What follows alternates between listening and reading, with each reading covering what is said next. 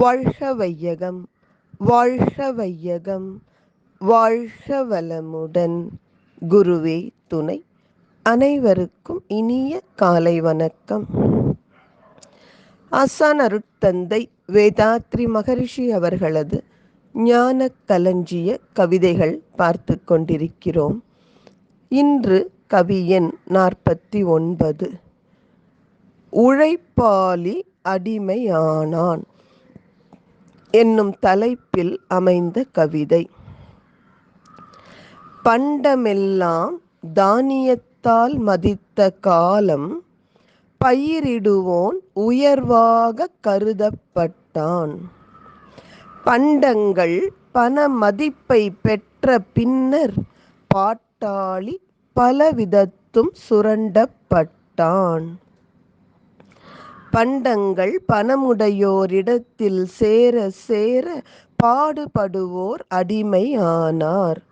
அந்தோ பண்டங்கள் தொழில் நிலையம் அரசு மூன்றும் பணமுடையோர் பிடியின் கீழ் வந்ததாங்கே. தலைப்பே நம்ம மனதில் ஒரு வருத்தத்தை ஏற்படுத்தும். உழைப்பாளி அடிமையானான். பிறகு அந்த சமூகம் உருப்படுவது எங்கே?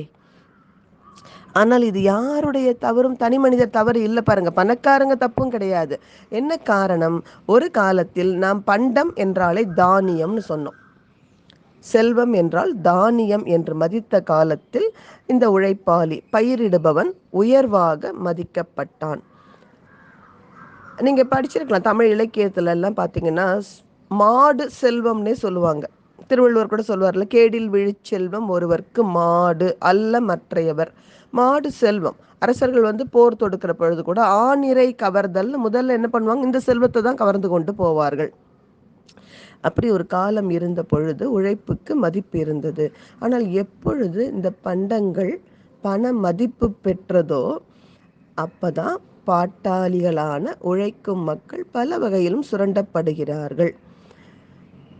இது யாருடைய குற்றமும் இல்லை, ஒரு சமூக மாற்றம் இந்த ஒரு பாட்டாளிகள் சுரண்டுவதற்கு அனுமதி கொடுத்து விட்டது. இப்போ என்னவாச்சு, யார்கிட்ட பணம் இருக்கோ அவர்கள் விரும்பியதை வாங்க முடிந்தது. பண்டங்கள் எல்லாம் பணக்காரங்க கிட்ட சேர சேர மெல்ல மெல்ல உழைப்பாளிகள் அடிமையானார்கள். பண்டங்கள் பணத்தினால் மதிப்பு பெற்ற பிறகு சமுதாயம் யார்கிட்ட பணம் அதிகமாக இருக்கோ அவர்களுக்கு மதிப்பு கொடுக்க ஆரம்பித்தது. அப்போ என்னவாச்சு, இந்த பணத்தை கொண்டே பண்டங்கள் மட்டுமல்ல, தொழில் நடத்துவது பணக்காரர்கள் தான். அந்த தொழிலினால் மேலும் மேலும் செல்வம் பெறுவதற்கு அரசு எந்திரத்தை கைக்குள்ள போட்டுக்கிட்டாங்க. ஆக இதான் அத்தனையும் பொருட்கள், தொழில், அரசாங்கம் மூன்றுமே பணக்காரர்கள் பிடியின் கீழ் வந்த பொழுது உழைப்பாளிகளுக்கு அடிமை ஆவதை தவிர வேறு வழியில்லை. இந்த சமூக நிலை மாறுவதற்கு அறிஞர்கள் இணைந்து தொண்டாற்ற முன் வர வேண்டும். அனைவருக்கும் நன்றி. வாழ்க வளமுடன்.